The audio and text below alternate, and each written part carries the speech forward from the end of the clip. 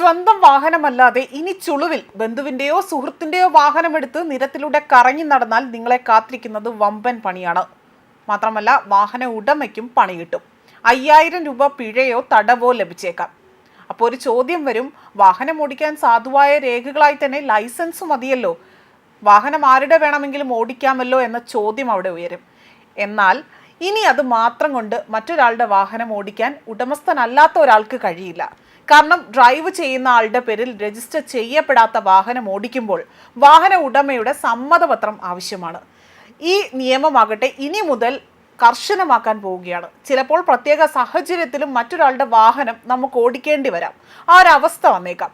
ഇത്തരം സന്ദർഭങ്ങളിൽ ചില കാര്യങ്ങൾ പ്രത്യേകം ശ്രദ്ധിക്കേണ്ടതുണ്ട്. എന്തെന്നാൽ നിയമപരമായി ലൈസൻസ് മതിയെങ്കിൽ പോലും ഈ സമ്മതപത്രം കൂടിയേ തീരൂ. ഡ്രൈവർ ഓതറൈസേഷൻ ലെറ്റർ എന്നതാണ് ഈ സമ്മതപത്രം അറിയപ്പെടുന്നത്.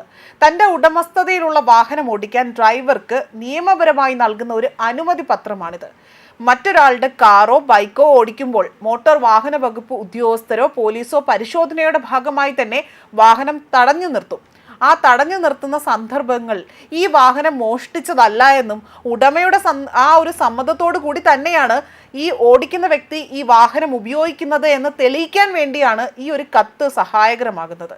ആയതിനാൽ തന്നെ ഇനി മുതൽ ഉടമയുടെ സമ്മതപത്രം ആവശ്യമായി തന്നെ വരും. ഇത്തരത്തിലുള്ള അനുമതി പത്രം ഇല്ലാതെ തന്നെ മറ്റൊരാളുടെ വാഹനം ഓടിക്കുന്നതാകട്ടെ അത് 1988 മോട്ടോർ വെഹിക്കിൾസ് ആക്ട് സെക്ഷൻ 197 പ്രകാരം, അതായത് അധികാരമില്ലാതെ വാഹനം കൊണ്ടുപോകുന്നത് കുറ്റകരമാണ്.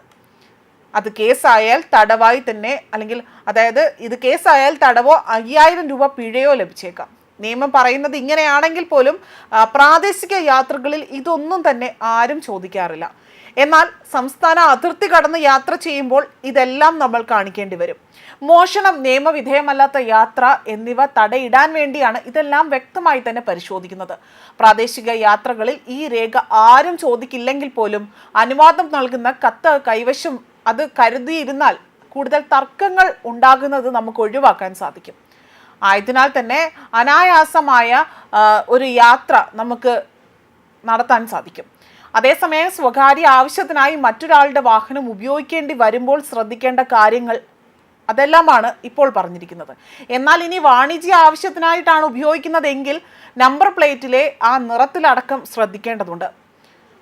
അല്ലാതെയുള്ള എല്ലാം തന്നെ നിയമലംഘനമായി തന്നെ കണക്കാക്കുകയും ചെയ്യും. അതേപോലെ തന്നെ ഡ്രൈവർ ഓതറൈസേഷൻ ലെറ്റർ സ്വന്തം കൈപ്പടയിൽ എഴുതിയതോ ഓൺലൈനായോ ആവശ്യക്കാർക്ക് നേടാനാകും. തീയതി, സ്ഥലം, വാഹനത്തിൻ്റെ ഉടമയുടെയും അതുപോലെ പൂർണ്ണമായ വിശദാംശങ്ങൾ, ആധാർ വിവരങ്ങൾ, ഓടിക്കാൻ അനുമതി നൽകുന്ന കാലയളവ് എന്നിവ ഇതിൽ വ്യക്തമാക്കി തന്നെ പറഞ്ഞിരിക്കണം. കൂടാതെ തന്നെ വാഹന ഉടമയും ഡ്രൈവറും തമ്മിൽ ഇരുവരും തമ്മിൽ ഒപ്പിടുകയും ചെയ്യണം.